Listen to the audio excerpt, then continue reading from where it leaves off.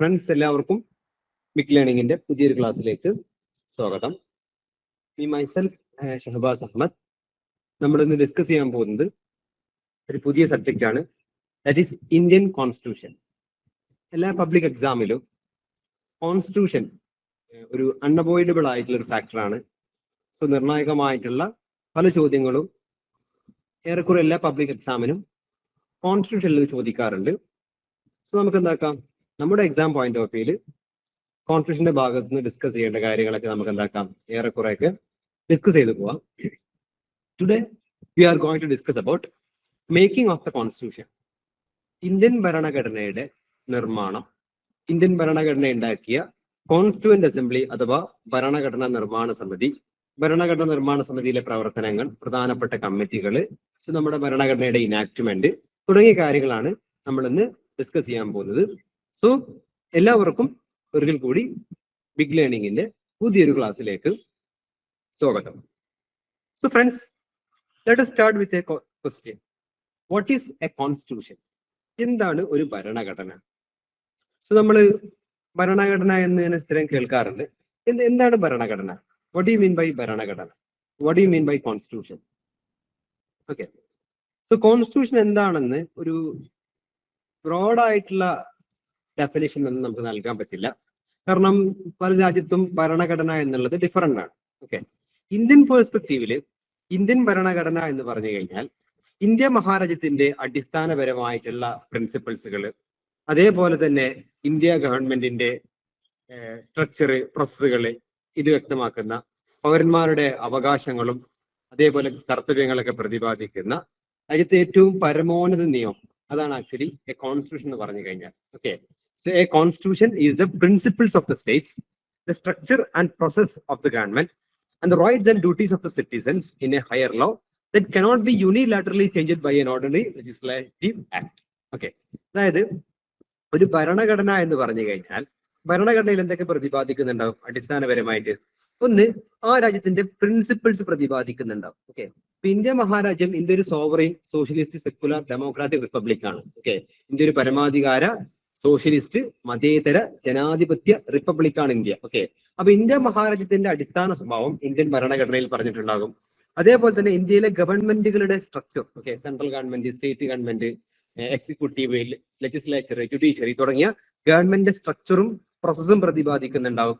പൗരന്മാരുടെ അവകാശങ്ങൾ, okay, fundamental rights പോലെയുള്ള മൗലിക അവകാശങ്ങൾ പോലെയുള്ള അവകാശങ്ങളും ഫണ്ടമെന്റൽ ഡ്യൂട്ടീസ് അഥവാ മൗലിക കർത്തവ്യങ്ങൾ പോലെയുള്ള പൗരന്മാരുടെ കർത്തവ്യങ്ങളും പ്രതിപാദിക്കുന്നുണ്ടാവും. ഓക്കെ, അപ്പം ഒരു രാജ്യത്തിന്റെ അടിസ്ഥാന പ്രിൻസിപ്പിൾസ് പ്രതിപാദിക്കുന്ന, ഗവൺമെന്റിന്റെ സ്ട്രക്ചറും പ്രോസസ്സും പ്രതിപാദിക്കുന്ന, പൗരന്മാരുടെ അവകാശങ്ങളും കർത്തവ്യങ്ങളും പ്രതിപാദിക്കുന്ന ഒരു രാജ്യത്തെ ഏറ്റവും പ്രധാനപ്പെട്ട ഏറ്റവും വലിയ നിയമം, അതാണ് ആക്ച്വലി ഭരണഘടന എന്ന് പറയാൻ. മാത്രമല്ല ഈ ഭരണഘടന അങ്ങനെ യൂണിലാറ്ററൽ ആയിട്ട് തോന്നിയ പോലെ മാറ്റാനൊന്നും പറ്റൂല. ഓക്കെ, ഇപ്പൊ സാധാരണ ഒരു നിയമം പാർലമെന്റിന് പാസ്സാക്കാം, ആ നിയമം പാർലമെന്റിന് ഒഴിവാക്കാം. മുമ്പ് നമ്മൾ കർഷക നിയമങ്ങളെ പറ്റി കേട്ടിട്ടുണ്ട്.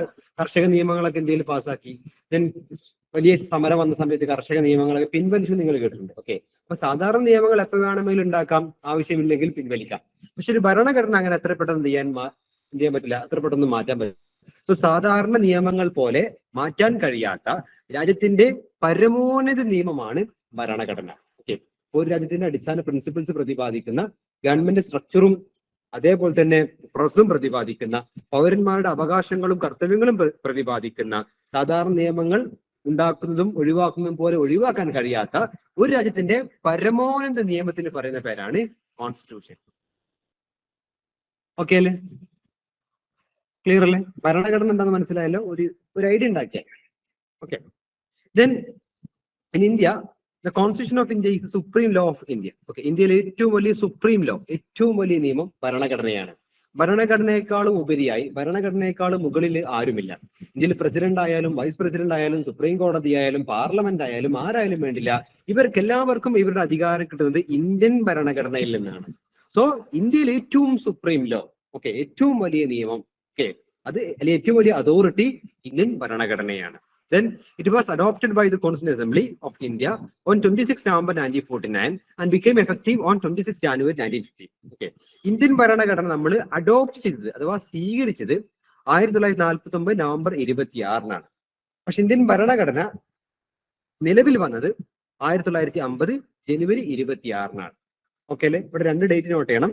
ഇന്ത്യൻ ഭരണഘടന നമ്മൾ അഡോപ്റ്റ് ചെയ്ത തീയതി 1949 നവംബർ 26 ആണ്. പക്ഷെ ഇന്ത്യൻ ഭരണഘടന നിലവിൽ വന്നത് 1915 ജാനുവരി 26 ആണ്. അത് എന്തുകൊണ്ടാണ് ഈ 2 ഡേറ്റ് എന്നുള്ളത് നമുക്ക് പുറകെ പഠിക്കാം. ഓക്കെ അല്ലെ? അപ്പൊ ഇന്ത്യൻ ഭരണഘടന അഡോപ്റ്റ് ചെയ്ത ദിവസം, സ്വീകരിച്ച ദിവസം 1949 നവംബർ 26 ആണ് എങ്കിൽ ഇന്ത്യൻ ഭരണഘടന നിലവിൽ വന്നത് 1950 ജനുവരി 26 ആണ്. ജനുവരി 26 നമ്മൾ റിപ്പബ്ലിക് ഡേ ആയിട്ട് ആഘോഷിക്കാറുണ്ട്. റിപ്പബ്ലിക് ഡേ കൊണ്ട് ഉദ്ദേശിക്കുന്നത് എന്താ? ഇന്ത്യൻ ഭരണഘടന നിലവിൽ വന്ന ദിവസം എന്നാണ്. ഇത് നമ്മുടെ ഇന്ത്യൻ ഭരണഘടനയുടെ മേക്കിംഗ്. എങ്ങനെയാണ് ഇന്ത്യൻ ഭരണഘടന എന്ന് പറയുന്ന ഒരാശയത്തിലേക്ക് നമ്മൾ എത്തിയത് നമുക്ക് നോക്കാം. Okay. It was in 1934 that the idea of Constitutional Assembly for India was put forward for the first time by M.N. Roy. ഇന്ത്യക്ക് സ്വന്തമായ ഒരു ഭരണഘടന വേണം. ആ ഭരണഘടന ഉണ്ടാക്കാൻ ആവശ്യമായിട്ടുള്ള ഭരണഘടനാ നിർമ്മാണ സമിതി അഥവാ കോൺസ്റ്റിറ്റ്യൂന്റ് അസംബ്ലി വേണമെന്ന് ബ്രിട്ടീഷ് ഭരണ കാലഘട്ടത്തിൽ ആദ്യമായി ആവശ്യപ്പെട്ടത് കമ്മ്യൂണിസ്റ്റ് പ്രവർത്തകനായ M.N. റോയി ആണ്. ഓക്കെ. അപ്പൊ ഇന്ത്യക്ക് ഒരു ഭരണഘടന വേണം. ആ ഭരണഘടന ഉണ്ടാക്കാൻ ഒരു ഭരണഘടനാ നിർമ്മാണ സമിതി, ഒരു കോൺസ്റ്റിറ്റ്യൂന്റ് അസംബ്ലി വേണമെന്ന് ബ്രിട്ടീഷുകാരോട് ആദ്യമായി ആവശ്യപ്പെട്ടത് കമ്മ്യൂണിസ്റ്റ് പാർട്ടിയുടെ നേതാവായ M.N. റോയി ആണ്. M.N. റോയി 1934-ലാണ് ഈ ഡിമാൻഡ് ഉന്നയിച്ചത്. ഓക്കെ. അപ്പൊ ഇന്ത്യക്ക് ഒരു കോൺസ്റ്റിറ്റ്യൂന്റ് അസംബ്ലി വേണമെന്ന് ആദ്യമായി ഉന്നയിച്ചത് M.N. റോയി ആണ്. ഓക്കെ. തൊട്ടടുത്ത വർഷം, അതായത് 1935 ഇതേ ഡിമാൻഡ്, ഇന്ത്യക്ക് ഒരു കോൺസ്റ്റിറ്റ്യൂന്റ് അസംബ്ലി വേണമെന്നുള്ള ആവശ്യം ഇന്ത്യൻ നാഷണൽ കോൺഗ്രസ്, അന്ന് ഇന്ത്യയിലെ ഏറ്റവും വലിയ രാഷ്ട്രീയ പാർട്ടി കോൺഗ്രസ് ആണ്. കോൺഗ്രസും ഇതേ ഡിമാൻഡ് ആരെ മുന്നിൽ വെച്ചു? ബ്രിട്ടീഷുകാരെ മുമ്പിൽ വെച്ചു. ഓക്കെ. അപ്പൊ ഇന്ത്യക്ക് ഒരു ഭരണഘടനാ നിർമ്മാണ സമിതി വേണമെന്ന് 34 റോയി ആവശ്യപ്പെട്ടു. 35 ഇതേ ആവശ്യം കോൺഗ്രസും ഉന്നയിച്ചു. ഓക്കെ. പിന്നീട് 3 വർഷങ്ങൾക്ക് ശേഷം 1938 ജവഹർലാൽ നെഹ്റുവും ഇതേ ഡിമാൻഡ്, ഓക്കെ, കോൺഗ്രസിന് വേണ്ടി നെഹ്റുവും ഇതേ ഡിമാൻഡ് മുന്നോട്ട് വെച്ചു. അതായത് ഇന്ത്യ അഡൽട്ട് ഫ്രാഞ്ചൈസ് എന്ന് പറഞ്ഞാൽ സാർവലൗകിക വോട്ടവകാശം എന്നാണ് ഉദ്ദേശിക്കുന്നത്. സോ വോട്ടവകാശത്തിന്റെ അടിസ്ഥാനത്തിൽ ജനങ്ങൾ വോട്ട് ചെയ്തുകൊണ്ട് തിരഞ്ഞെടുക്കുന്ന ഒരു ഭരണഘടനാ നിർമ്മാണ സമിതി ഇന്ത്യക്ക് വേണമെന്ന് 38 നെഹ്റുവും ആവശ്യപ്പെട്ടു. ഓക്കെ. അപ്പൊ ഇന്ത്യക്ക് ഒരു ഭരണഘടനാ നിർമ്മാണ സമിതി വേണമെന്ന് ആദ്യമായി ആവശ്യപ്പെട്ടത് M.N. റോയി ആണ്. 35 ഇതേ ആവശ്യം കോൺഗ്രസ് ഉന്നയിച്ചു. 38 നെഹ്റു ആവശ്യപ്പെട്ടു. ഓക്കെ. അങ്ങനെ പലവിധ കാലഘട്ടത്തില് പല ഇന്ത്യക്കാരും ഇന്ത്യക്ക് ഒരു കോൺസ്റ്റിറ്റ്യൂന്റ് അസംബ്ലി നൽകണം, ഒരു ഭരണഘടനാ നിർമ്മാണ സമിതി വേണമെന്ന് ബ്രിട്ടീഷ് ഭരണ കാലഘട്ടത്തിൽ ബ്രിട്ടീഷുകാരോട് നിരന്തരമായി ആവശ്യപ്പെട്ടുവെങ്കിലും ഈ ഡിമാൻഡ് അംഗീകരിക്കാൻ ആര് തയ്യാറായില്ല? ബ്രിട്ടീഷുകാർ തയ്യാറായില്ല. ഓക്കെ. പിന്നീട് ഇന്ത്യക്ക് ഒരു ഭരണഘടനാ നിർമ്മാണ സമിതി നൽകാം, ഒരു കോൺസ്റ്റിറ്റ്യൂന്റ് അസംബ്ലി നൽകാം എന്നുള്ള ഡിമാൻഡ് ആദ്യമായിട്ട് ബ്രിട്ടീഷുകാർ അംഗീകരിച്ചത് 1940 ഓഗസ്റ്റ് ഓഫറിലാണ്. ഓക്കെ. 1940 1939 രണ്ടാം ലോക മഹായുദ്ധം പൊട്ടിപ്പുറപ്പെട്ടു.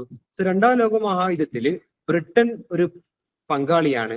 സോ ബ്രിട്ടന് ഇന്ത്യക്കാരുടെ സപ്പോർട്ട് വേണം. കാരണം ഒന്നാം ലോക മഹായുദ്ധത്തിലൊക്കെ ബ്രിട്ടന് വേണ്ടി പോരാടിയത് ഇന്ത്യൻ സൈനികരാണ്. ഓക്കെ. അപ്പൊ ഇന്ത്യൻ സൈനികരുടെയും ഇന്ത്യയുടെയും സഹായം ഉണ്ടെങ്കിൽ മാത്രമേ രണ്ടാം ലോക മഹായുദ്ധത്തിൽ ബ്രിട്ടന് മുന്നോട്ട് പോകാൻ പറ്റുള്ളൂ. ഓക്കെ. അപ്പൊ ഇന്ത്യക്കാരുടെ സഹായമില്ലാതെ രണ്ടാം ലോക മഹായുദ്ധത്തിൽ മുന്നോട്ട് പോകാൻ പറ്റില്ല എന്ന് മനസ്സിലാക്കിയ ബ്രിട്ടൻ ഇന്ത്യക്കാരുടെ സപ്പോർട്ട് കിട്ടാൻ വേണ്ടി ഇന്ത്യക്കാരുടെ മുമ്പാകെ കൊടുത്ത ഒരു ഓഫറാണ് 1914 ഓഗസ്റ്റ് ഓഫർ. ഓക്കെ. ഈ ഓഗസ്റ്റ് ഓഫറിൽ ബ്രിട്ടീഷുകാർ നമ്മുടെ മുമ്പാകെ വെച്ചത് രണ്ടാം ലോക മഹായുദ്ധം അവസാനിച്ചതിന് ശേഷം എന്ത് ചെയ്യാം? ഇന്ത്യക്ക് ഒരു കോൺസ്റ്റിറ്റ്യൂന്റ് അസംബ്ലി നൽകാം എന്ന് അവർ അംഗീകരിച്ചു. ഓക്കെ. അപ്പൊ ഇന്ത്യക്കാരുടെ ലോങ് സ്റ്റാൻഡിംഗ് ഡിമാൻഡായ കോൺസ്റ്റിറ്റ്യൂന്റ് അസംബ്ലി നൽകാം എന്ന് ആദ്യമായി ബ്രിട്ടീഷുകാർ അംഗീകരിച്ചത് 1940 ഓഗസ്റ്റ് ഓഫറിലാണ്. മനസ്സിലായല്ലോ? 34 റോയി ആവശ്യപ്പെട്ടു, 35 കോൺഗ്രസ് ആവശ്യപ്പെട്ടു, 38 നെഹ്റു ആവശ്യപ്പെട്ടു. ഈ കാലഘട്ടങ്ങളിലൊന്നും ഇന്ത്യക്ക് ഒരു ഭരണഘടന നിർമ്മാണ സമിതി നൽകാൻ ബ്രിട്ടീഷുകാർ തയ്യാറായില്ല. പക്ഷെ ഇവരാദ്യമായിട്ട് ഇന്ത്യക്ക് ഒരു ഭരണഘടന നിർമ്മാണ സമിതി നൽകാം എന്ന് ആദ്യമായി അംഗീകരിച്ചത് 1940 ഓഗസ്റ്റ് ഓഫറിലാണ്. പക്ഷെ ഓഗസ്റ്റ് ഓഫറിൽ നൽകാമെന്ന് പറഞ്ഞെങ്കിലും നൽകിയില്ല. ഓക്കെ അല്ലേ? ക്ലിയർ അല്ലേ? നൽകാം എന്ന് പറഞ്ഞു, പക്ഷെ നൽകിയില്ല. കാലങ്ങൾ മുന്നോട്ട് പോയി. വർഷം 1946. 1946 ആയപ്പോഴേക്കും ഏറെക്കുറെയൊക്കെ ഇന്ത്യക്ക് സ്വാതന്ത്ര്യം കിട്ടും എന്നുള്ളൊരു സ്റ്റേജിലായി. ഓക്കെ. കാരണം ആ കാലഘട്ടത്തിൽ രാഷ്ട്രീയ പ്രകടനങ്ങളും രാഷ്ട്രീയപരമായിട്ടുള്ള സാഹചര്യങ്ങളും എപ്പോ വേണമെങ്കിലും ഇന്ത്യക്ക് സ്വാതന്ത്ര്യം കിട്ടും എന്നുള്ളൊരു സ്റ്റേജിലായി. ഓക്കെ. അപ്പൊ 1946 ഇന്ത്യയിലേക്ക് വന്ന ഒരു മിഷൻ ഉണ്ട്. ആ മിഷന്റെ പേരാണ് ക്യാബിനറ്റ് മിഷൻ. ഓക്കെ. ഈ ക്യാബിനറ്റ് മിഷനിൽ 3 അംഗങ്ങളുണ്ട്. ആ 3 അംഗങ്ങളുടെ പേര് നോട്ട് ചെയ്തോളൂ.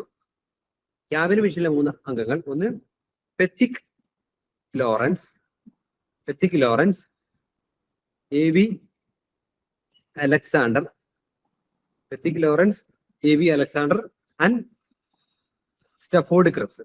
ഓക്കെ, 1946 ഇന്ത്യയിലേക്ക് വന്ന ക്യാബിനറ്റ് മിഷനിൽ 3 അംഗങ്ങളുണ്ട്. ആരൊക്കെയാണ്? Pethick Lawrence, AV Alexander and Stafford Cripps. Okay, Stafford Cripps. Okay, അങ്ങനെ 3 പേരടങ്ങുന്ന ക്യാബിനറ്റ് മിഷൻ 1946 ഇന്ത്യയിലേക്ക് വന്നു. ഈ ക്യാബിനറ്റ് മിഷന്റെ റെക്കമെൻഡേഷൻ അടിസ്ഥാനത്തിലാണ് നമ്മുടെ ഇന്നത്തെ ഇന്ത്യൻ ഭരണഘടന ഉണ്ടാക്കിയ ഭരണഘടനാ നിർമ്മാണ സമിതി നിലവിൽ വന്നത്. ഓക്കെ അല്ലെ? 1946 ഇന്ത്യയിലേക്ക് വന്ന ക്യാബിനറ്റ് മിഷന്റെ റെക്കമെൻഡേഷൻ അടിസ്ഥാനത്തിലാണ് നമ്മൾ ഇന്ന് കാണുന്ന നമ്മുടെ ഭരണഘടന ഉണ്ടാക്കിയ ഭരണഘടനാ നിർമ്മാണ സമിതി വന്നത്. ഓക്കെ അല്ലെ? ക്ലിയർ അല്ലേ? അപ്പൊ ഇന്ത്യൻ ഭരണഘടനയുടെ ചെറിയൊരു ഹിസ്റ്ററിയാണ് പറഞ്ഞത്. 34 റോയ് ആവശ്യപ്പെട്ടു, 35 കോൺഗ്രസ് ആവശ്യപ്പെട്ടു, 38 നെഹ്റു ആവശ്യപ്പെട്ടു. ഇന്ത്യക്ക് ഒരു ഭരണഘടനാ നിർമ്മാണ സമിതി വേണമെന്ന് ആവശ്യപ്പെട്ടു. പക്ഷേ ഈ ഡിമാൻഡ് ബ്രിട്ടീഷുകാർ അംഗീകരിച്ചില്ല. ആദ്യമായി ഇന്ത്യക്ക് ഒരു ഭരണഘടനാ നിർമ്മാണ സമിതി നൽകാമെന്ന് ബ്രിട്ടീഷുകാർ സമ്മതിച്ചത് 1940 ഓഗസ്റ്റ് ഓഫറിലാണ്. ഓഗസ്റ്റ് ഓഫറിൽ അവർ സമ്മതിച്ചെങ്കിലും നടപ്പിലായില്ല.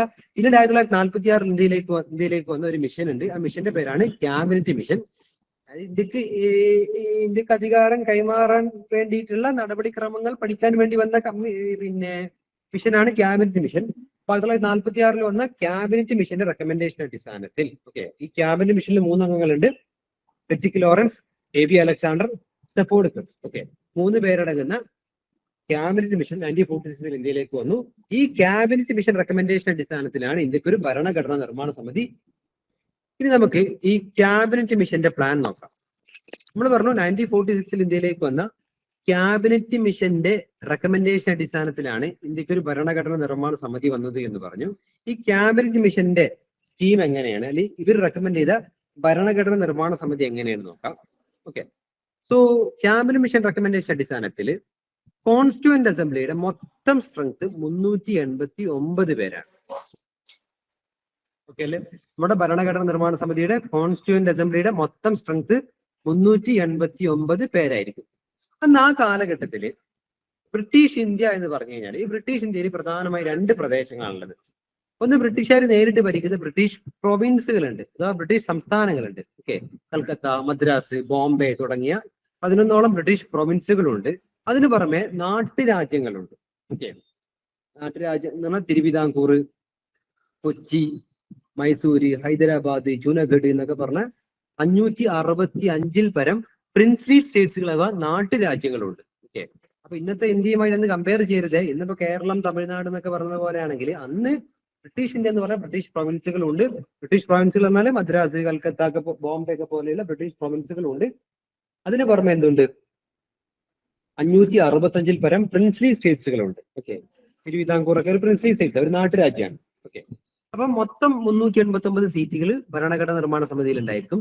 ഇതിൽ 296 സീറ്റ് ബ്രിട്ടീഷ് പ്രൊവിൻസുകൾക്കും അതേപോലെ ബാക്കിയുള്ള 93 സീറ്റ്സുകൾ പ്രിൻസ്ലി സ്റ്റേറ്റ്സിനുമായിരിക്കും. ഓക്കെ, 389 296 സീറ്റ്സ് ബ്രിട്ടീഷ് പ്രൊവിൻസുകൾക്കും റിമൈനിങ് ആയിട്ടുള്ള 93 സീറ്റ്സുകൾ ആർക്കുമായിരിക്കും? പ്രിൻസ്ലി സ്റ്റേറ്റ്സുകൾക്കുമായിരിക്കും ഉണ്ടാവുക. ഓക്കെ, ഈ 389 എന്നുള്ള കണക്ക് വരാൻ കാരണം അന്ന് ഓരോ മില്യൺ, 1 മില്യൺ നമുക്കറിയാം 10 ലക്ഷമാണ്. സോ ഓരോ 10 ലക്ഷം ആളുകൾക്കും ഒരു സീറ്റ് എന്ന റേഷ്യോയിലാണ് പോയത്. ഓക്കെ, അപ്പൊ അന്ന് ഇന്ത്യയിൽ മൊത്തം 389 മില്യൺ, അതായത് 38 കോടി ജനങ്ങൾ ഉണ്ടായിരുന്നു, 39 കോടി ജനങ്ങൾ ഉണ്ടായിരുന്നു. സോ ഓരോ 10 ലക്ഷത്തിനും ഓരോ 10 ലക്ഷം ആളുകൾക്കും ഒരു സീറ്റ് എന്ന രൂപത്തിലാണ് ഡിവൈഡ് ചെയ്ത്. സോ ഓരോ മില്യണും ഓരോ 10 ലക്ഷത്തിനും ഒരു സീറ്റ് എന്ന രീതിയിൽ മൊത്തം 389 അംഗങ്ങൾ ഭരണഘടനാ നിർമ്മാണ സമിതിയിലുണ്ട്.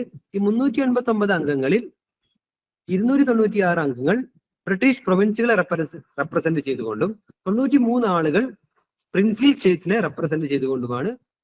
ഓക്കെ, അപ്പൊ ഓരോ 10 ലക്ഷത്തിനും ഒരു സീറ്റ് എന്ന രൂപത്തിൽ 389 സീറ്റുകൾ ഭരണഘടനാ നിർമ്മാണ സമിതിയിലുണ്ട്. ആ 389 സീറ്റുകളിൽ 296 സീറ്റുകൾ ബ്രിട്ടീഷ് പ്രൊവിൻസുകൾക്കും റിമൈനിങ് ആയിട്ടുള്ള 93 സീറ്റുകൾ ബ്രിട്ടീഷ് പ്രിൻസ്ലി സ്റ്റേറ്റ്സുകൾ അഥവാ നാട്ടുരാജ്യങ്ങൾക്കും ഡിവൈഡ് ചെയ്ത് കൊടുത്തു. ഇനി ശ്രദ്ധിക്കേണ്ട കാര്യം, ഈ ബോംബെ, മദ്രാസ്, കൽക്കത്ത തുടങ്ങിയ ബ്രിട്ടീഷ് പ്രൊവിൻസുകളിൽ എന്തുണ്ട്? പ്രൊവിൻഷ്യൽ അസംബ്ലികളുണ്ട്. ഓക്കെ, പ്രൊവിൻഷ്യൽ ലെജിസ്ലേറ്റീവ് അസംബ്ലികളുണ്ട്. ഓക്കെ, അപ്പൊ കൽക്കത്തയിൽ ഒരു നിയമസഭ ഉണ്ട്, ബോംബെയിൽ ഒരു നിയമസഭ ഉണ്ട്, അതേപോലെ തന്നെ മദ്രാസിൽ ഒരു നിയമസഭ ഉണ്ട്. അങ്ങനെ 11ഓളം ബ്രിട്ടീഷ് പ്രൊവിൻസുകൾ ഉണ്ട്. പ്രൊവിൻഷ്യൽ ലെജിസ്ലേറ്റീവ് അസംബ്ലി ഉണ്ട്. സംസ്ഥാനങ്ങളിൽ എന്തുണ്ട്? നിയമസഭകളുണ്ട്. ഓക്കെ, ഈ സംസ്ഥാനങ്ങളിലെ നിയമസഭകളാണ് ആ പ്രൊവിൻസുകളെ റെപ്രസെന്റ് ചെയ്തുകൊണ്ട് എന്താക്കുന്ന അംഗങ്ങളെ തിരഞ്ഞെടുക്കുന്നത്. മനസ്സിലായാലോ? ക്ലിയർ ആയാലോ? അപ്പൊ ഇന്ത്യയിൽ നിന്ന് 11ഓളം ബ്രിട്ടീഷ് പ്രൊവിൻസുകളുണ്ട്. ആ 11 ബ്രിട്ടീഷ് പ്രൊവിൻസുകൾക്ക് സ്വന്തമായ നിയമസഭകളുണ്ട്. ആ നിയമസഭകളാണ് അവരിൽപ്പെട്ട ആളുകളെ എവിടേക്ക് തിരഞ്ഞെടുക്കുന്നത്? ഭരണഘടന നിർമ്മാണ സമിതിയിലേക്ക് തിരഞ്ഞെടുക്കുന്നത്. സോ ശ്രദ്ധിക്കുക, അതുകൊണ്ട് തന്നെ ബ്രിട്ടീഷ് പ്രൊവിൻസിൽ ഇലക്ഷൻ ആണ് നടക്കുന്നത്. ഓക്കെ അല്ലെ? അതായത് ഓരോ സംസ്ഥാനങ്ങളിലെയും നിയമസഭകൾ തിരഞ്ഞെടുക്കുന്ന അംഗങ്ങളാണ് ഭരണഘടന നിർമ്മാണ സമിതിയിലേക്ക് വരിക. സോ ജനങ്ങൾ നേരിട്ട് പങ്കെടുക്കുന്നില്ല, മറിച്ച് ഇൻഡയറക്റ്റ് ആയിട്ട് പങ്കെടുക്കുന്നുണ്ട്. ജനങ്ങൾ തിരഞ്ഞെടുത്ത നിയമസഭയിലെ ജനപ്രതിനിധികളാണ് ഭരണഘടന നിർമ്മാണ സമിതിയിലേക്കുള്ള അംഗങ്ങളെ തിരഞ്ഞെടുക്കുന്നത്. അതുകൊണ്ട് തന്നെ ബ്രിട്ടീഷ് പ്രൊവിൻസുകളിൽ എന്തുണ്ട്? ഇലക്ഷൻ ഉണ്ട്. നേരെ മറിച്ച് നാട്ടുരാജ്യങ്ങളിൽ അതാത് നാട്ടുരാജ്യങ്ങളിൽ രാജാക്കന്മാര് റെക്കമെൻഡ് ചെയ്യുന്ന, നോമിനേറ്റ് ചെയ്യുന്ന അംഗങ്ങളാണ് നിലവിൽ വരിക. അതുകൊണ്ട് തന്നെ ഇന്ത്യൻ ഭരണഘടന നിർമ്മാണ സമിതി ഫുള്ളി ഇലക്റ്റഡുമല്ല, ഫുള്ളി നോമിനേറ്റഡുമല്ല, പാർട്ടി ഇലക്റ്റഡ് ആണ്, പാർട്ടി നോമിനേറ്റഡ് ആണ്. ബ്രിട്ടീഷ് പ്രൊവിൻസിൽ നിന്നുള്ള അംഗങ്ങൾ ഇലക്റ്റഡ് മെമ്പേഴ്സ് ആണ്, തിരഞ്ഞെടുക്കപ്പെട്ട പ്രതിനിധികളാണ്. നേരെ മറിച്ച് പ്രിൻസ്ലി സ്റ്റേറ്റ്സ് എന്നുള്ള അംഗങ്ങൾ നോമിനേറ്റഡ് ആണ്. ഇനി ഒരു കാര്യം കൂടി പറഞ്ഞാൽ നമുക്കവിടെ വൈൻഡപ്പ് ചെയ്യാം. 296 സീറ്റുകൾ ബ്രിട്ടീഷ് പ്രൊവിൻസുകൾക്കാണെന്ന് കൊടുത്തു. അത് ഓരോ പ്രൊവിൻസിലെയും ലെജിസ്ലേറ്റീവ് അസംബ്ലി ഇലക്ട് ചെയ്യപ്പെടുന്ന, തിരഞ്ഞെടുക്കപ്പെടുന്ന പ്രതിനിധികളാണെന്നും നമ്മൾ ഡിസ്കസ് ചെയ്ത് കഴിഞ്ഞിട്ടുണ്ട്. അവിടെ ശ്രദ്ധിക്കേണ്ട കാര്യം, ഈ പ്രൊവിൻസുകളിൽ നിന്നും പ്രധാനമായിട്ടും 3 വിഭാഗങ്ങളാണുള്ളത്. അതായത് Muslims, Sikh, general. Okay, so British പ്രൊവിൻസുകൾക്ക് കൊടുത്ത സീറ്റുകൾ 3 കമ്മ്യൂണിറ്റികൾക്കിടയിൽ ഡിവൈഡ് ചെയ്ത് കൊടുത്തിട്ടുണ്ട്. ആ 3 കമ്മ്യൂണിറ്റികൾ ഏതൊക്കെയാണ്? മുസ്ലിം, സിഖ്. മുസ്ലിംസും സിഖും അല്ലാതെ ബാക്കി എല്ലാവരും എന്താണ്? ജനറലാണ്. ഓക്കെ അല്ലെ? ഈ 296 സീറ്റുകൾ പിന്നീട് 3 കമ്മ്യൂണിറ്റികൾക്കിടയിൽ ഡിവൈഡ് ചെയ്ത് കൊടുത്തു. മുസ്ലിം, സിഖ്, ജനറൽ. ഓക്കെ അല്ലെ? മുസ്ലിംസും സിഖും അല്ലാതെ ബാക്കി എല്ലാവരും ജനറലാണ്. അത് ഇലക്ഷനിൽ റിസർവേഷൻ ഉണ്ടായിരുന്നു എന്ന് പറഞ്ഞു വന്നു. ഓക്കെ അല്ലെ? ക്ലിയർ അല്ലേ? മറ്റേ നോമിനേഷനിൽ അങ്ങനെ കണക്കൊന്നുമില്ല. നാട്ടുരാജ്യങ്ങൾ രാജാക്കന്മാർക്ക് ഇഷ്ടമുള്ളവർ എന്ത് ചെയ്യാം? നോമിനേറ്റ് ചെയ്യാൻ പറ്റും. ഓക്കെ, അപ്പൊ 1946 വന്ന ക്യാബിനറ്റ് മിഷൻ റെക്കമെൻഡേഷൻ അടിസ്ഥാനത്തിലാണ് കോൺസ്റ്റിറ്റ്യൂന്റ് അസംബ്ലി നിലവിൽ വന്നത്. സോ കോൺസ്റ്റിറ്റ്യൂന്റ് അസംബ്ലിയുടെ ക്യാബിനറ്റ് മിഷൻ റെക്കമെൻഡേഷൻ അടിസ്ഥാനത്തിൽ ഭരണഘടനാ നിർമ്മാണ സമിതിയുടെ ടോട്ടൽ സ്ട്രെങ്ത് 389 ആണ്. ഈ 389 സീറ്റിൽ 296 സീറ്റുകൾ ബ്രിട്ടീഷ് പ്രൊവിൻസുകൾക്കും 93 സീറ്റുകൾ പ്രിൻസ്ലി സ്റ്റേറ്റ്സുകൾക്കും ഡിവൈഡ് ചെയ്ത് കൊടുത്തു. ബ്രിട്ടീഷ് പ്രൊവിൻസുകളെ റെപ്രസെന്റ് ചെയ്ത് വരുന്ന അംഗങ്ങളെ അതാത് പ്രൊവിൻസിലെ നിയമസഭകൾ ഇലക്ട് ചെയ്യപ്പെടുകയാണ് ചെയ്യുന്നത്. സോ ഓരോ ബ്രിട്ടീഷ് പ്രൊവിൻസിൽ നിന്നും അംഗങ്ങളെ ഇലക്ട് ചെയ്യപ്പെടുന്നു. നേരെ മറിച്ച് പ്രിൻസ്ലി സ്റ്റേറ്റ്സിനെ റെപ്രസെന്റ് ചെയ്ത് വരുന്ന ആളുകളെല്ലാം നോമിനേറ്റഡ് ആണ്. അതുകൊണ്ട് തന്നെ നമ്മുടെ ഭരണഘടന നിർമ്മാണ സമിതി ഫുള്ളി ഇലക്റ്റഡുമല്ല, ഫുള്ളി നോമിനേറ്റഡുമല്ല, മറിച്ച് എന്താണ്? പാർട്ടി ഇലക്റ്റഡ് ആണ് ആൻഡ് പാർട്ടി നോമിനേറ്റഡ് ആണ്. ഓക്കെ, അതേപോലെ തന്നെ ബ്രിട്ടീഷ് പ്രൊവിൻസുകളെ റെപ്രസെന്റ് ചെയ്ത് വരുന്ന 296 അംഗങ്ങളെ 3 കമ്മ്യൂണിറ്റികൾക്കിടയിൽ ഡിവൈഡ് ചെയ്തിട്ടുണ്ട്. ഏതൊക്കെയാണ്? മുസ്ലിം, സിഖ് ആൻഡ് ജനറൽ. ക്ലിയർ അല്ലേ? മനസ്സിലായല്ലോ? സോ ക്യാബിനറ്റ് മിഷന്റെ പ്ലാന്റെ അടിസ്ഥാനത്തിലാണ് നമ്മുടെ ഭരണഘടനാ നിർമ്മാണ സമിതി പിന്നീട് നിലവിൽ വന്നത്. അപ്പൊ ഇതാണ് നമ്മുടെ ഭരണഘടനാ നിർമ്മാണ സമിതിയുടെ സ്ട്രക്ചർ, ഘടന. ഓക്കെ, മൊത്തം 389 അംഗങ്ങളുണ്ട്. അതിൽ 296 ഇവിടെ, 93 ഇവിടെ. ബാക്കി കാര്യങ്ങളൊക്കെ എന്താക്കുക? നിങ്ങളൊന്ന് നോട്ട് ചെയ്ത് പഠിക്കുക.